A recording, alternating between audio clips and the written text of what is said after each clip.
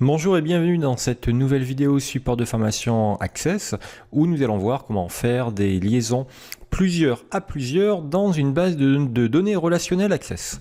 Vous pouvez télécharger ce petit fichier qui servira d'exemple dans un lien sous la vidéo. Alors, je vous présente très brièvement ce fichier, il n'y a quasiment rien.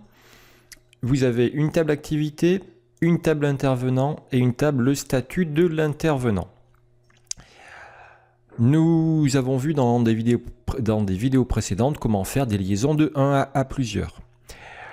Entre l'intervenant et le statut de l'intervenant, nous avons une relation de 1 à plusieurs. Un statut est attribué à plusieurs intervenants.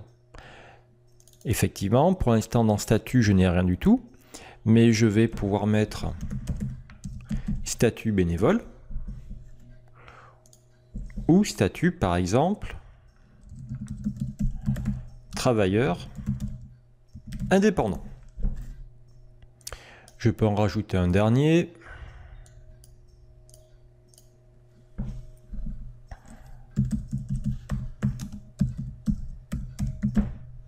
Employé communal. Et ici, dans la table intervenant, nous avons des personnes qui vont intervenir pour faire des animations avec, par exemple, les écoles du canton, pour des activités périscolaires, par exemple. Alors, dans la table intervenant, nous avons bien sûr une ligne pour l'instant, uniquement, avec Louis Rigaud. Et ici, nous avons bien sûr un ID statut qui correspond à la clé étrangère de la table statut intervenant. Donc là, on a typiquement une relation de 1 à plusieurs. Un statut, par exemple le statut bénévole, sera attribué à plusieurs intervenants. Donc ça, c'est bon. Et ça respecte très bien les notions de base de données relationnelle. Je vais faire la relation dans outils base de données, relation, je prends le statut, je prends l'intervenant, et je fais comme d'habitude, ID statut, on coche appliquer l'intégrité référentielle au minimum, sinon les 3 cases du bas. Ok, et on a bien une relation de 1 à plusieurs. Pour les activités, ça va être un petit peu plus délicat, je m'explique. Je prends la table activité, et là, il y a un souci. Alors les activités, ça peut être ping-pong, piscine, bricolage, jardinage, sport, peu importe. Dans la table activité, on va trouver le nom de l'activité, l'horaire de début, l'horaire de fin et le lieu. Mais on part du principe que, en fait, un intervenant peut être attribué à plusieurs activités et qu'une activité pourra être attribuée à plusieurs intervenants. Donc là, on a un gros souci parce que Access ne sait faire que des liaisons de 1 à plusieurs et non pas des liaisons de plusieurs à plusieurs. Or, on a bien un intervenant pour plusieurs activités et une activité pour plusieurs intervenants. Alors, comment s'en dépatouiller? Eh bien, on va résoudre ceci en faisant une dernière table qui sera entre les deux, qu'on peut appeler une table de jonction, une table d'affectation, de conjugaison, peu importe. Cette table va me permettre d'attribuer plusieurs intervenants à plusieurs activités. Allez, ça, je sauvegarde et je ferme. CTRL S, je ferme. Je fais création de table. Je vais directement dans le mode création de la table. Ce sera la table planning.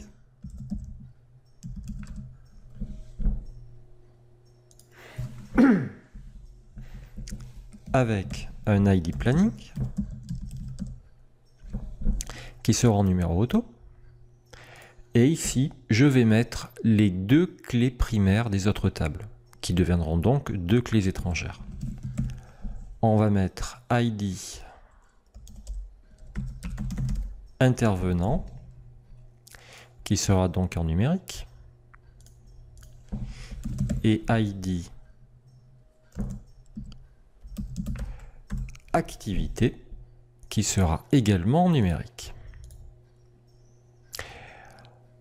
Et dans la foulée, je vais mettre Allez.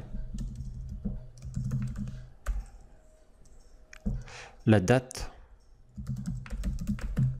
de l'activité qui sera au format date et heure. Parfait. CTRL S. On ferme. Je reprends mon outil de base de données relationnelle. Je reprends mes relations. Je vais chercher l'ID planning que je vais intercaler entre les deux. ID intervenant, on coche ça. ID planning, pardon, ID activité, je coche créer.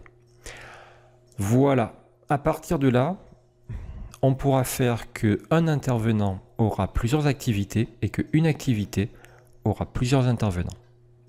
D'accord ? On va juste faire un tout petit test de saisie dans les tables, hein, sans faire de formulaire. On fera des formulaires de saisie particuliers pour ces tables-là dans une vidéo suivante. Ça, je sauvegarde, je ferme. ID activité, je vais juste mettre, par exemple, on va mettre, allez, activité jardinage, activité bricolage,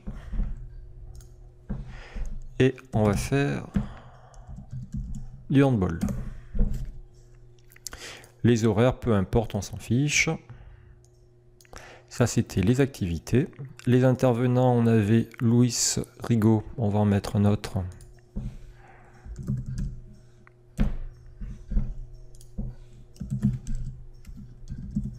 Jean Reynaud. Parfait. Donc, en intervenant, on a deux valeurs. On a valeur 1 et valeur 2. Et en activité, on a trois valeurs. 1, 2 et 3. Parfait. Je ferme ceci. Je prends la table planning. Je peux dire que l'intervenant numéro 2 va faire l'activité numéro 1 en date du 31.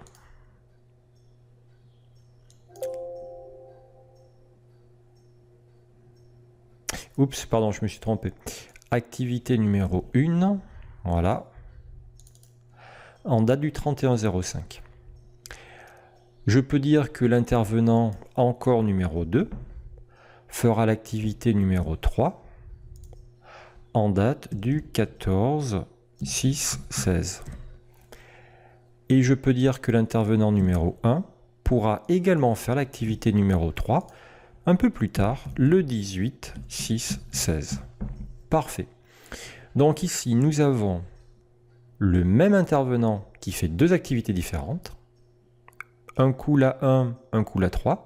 Et ici, nous avons bien la même activité, l'activité numéro 3, qui sera faite par deux intervenants différents, le 1 et le 2. À des dates différentes, bien entendu. Voilà. Voici comment on peut réaliser des liaisons de plusieurs à plusieurs dans Access. En fait, on passe par une table secondaire, une table dédiée à cette relation. Si vous êtes vraiment technicien dans Access, il y a la possibilité de dire que la clé primaire, ce n'est pas ID Planning, mais c'est ID Intervenant et ID Activité. Je vous le montre. ID Planning. La clé primaire ne sera pas ID Planning. Je l'enlève. Je prends ID Intervenant et ID Activité et je les définis en tant que clé primaire. Je fais donc ici une clé primaire composée. Je serai sûr et certain que le même intervenant, que deux intervenants ne feront pas la même activité. On peut même voir à la limite, prendre tout ça et faire une clé primaire. Voilà. À vous de voir. Si vous débutez dans Access, on reste sur ça. Après, si techniquement vous êtes plus avancé, vous pouvez prendre tout ça, faire l'économie d'ID Planning et faire une clé primaire composée. pour être sûr et certain qu'il n'y ait pas d'erreur de saisie. Voilà, bah écoutez, j'espère que vous avez pu refaire cette petite vidéo. Si c'est le cas, bah écoutez, je vous dis bravo et à bientôt.